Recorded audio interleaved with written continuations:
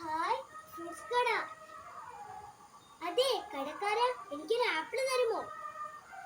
എത്ര രൂപയാ? 10 രൂപയോ?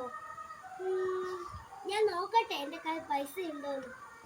എന്റെ കയ്യിൽ പൈസ ഇല്ല, എനിക്ക് വിശക്കുന്നു. ഞാൻ എന്റെ കൂട്ടുകാരനോട് ചോദിക്കാം. കൂട്ടുകാരാ, എനിക്കൊരു 10 രൂപ തരാമോ? Thank you. ഇതാ 10 രൂപ. അതെ. ഹായ്, നല്ല പാവക്കുട്ടി. എനിക്ക് ആ പാവക്കുട്ടിയെ മതി. ഹായ്, നല്ല പാവക്കുട്ടി. ഇതാ പാവക്കുട്ടി. എനിക്ക് പിന്നെ വിശക്കുന്നുണ്ടല്ലോ. കൂട്ടുകാരാ, എനിക്ക് ഇനി പൈസ തരാൻ പറ്റുമോ? പൈസ തീർന്നു പോയോ?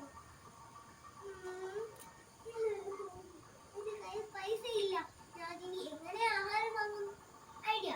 ഞാൻ തന്നെ സ്വന്തമായി ഒരു ബിസിനസ് തുടങ്ങി ഞാൻ അതിന്റെ പൈസ ഉണ്ടാക്കും.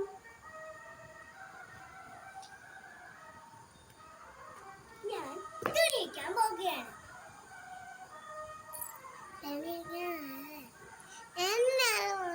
നാട്ടുകാരെ, ഓടി വരൂ, ഓടി വരൂ. തുണികൾ, തുണികൾ. ഒരു തുണിക്ക് 50 രൂപ. വരൂ, വരൂ. ഏത് തുണി വേണം? ഓക്കേ, ഇതാ 100 രൂപ തരൂ. Thank you. ഇനി എനിക്ക് ഇതിനകത്തുള്ള എല്ലാ ഫ്രൂട്ട്സും വാങ്ങാം. ഇതാ, എനിക്ക് ഈ 5 ഫ്രൂട്ട്സും വേണം. ബാക്കി 50 രൂപ തരൂ. Thank you.